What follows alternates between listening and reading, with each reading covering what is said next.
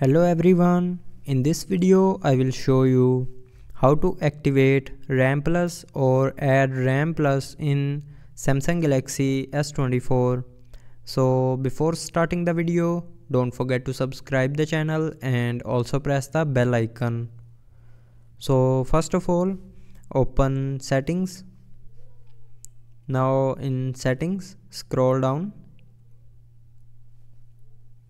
and here click on device care. Now in device care, scroll down and click on memory, and in memory scroll down and here you will see a RAM Plus option. So click on this option, and to activate RAM Plus or add more RAM, simply select more RAM.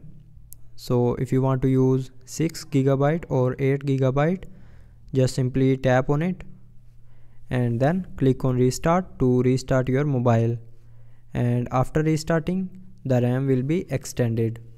So that's how you can activate RAM Plus or add RAM Plus in Samsung Galaxy S24.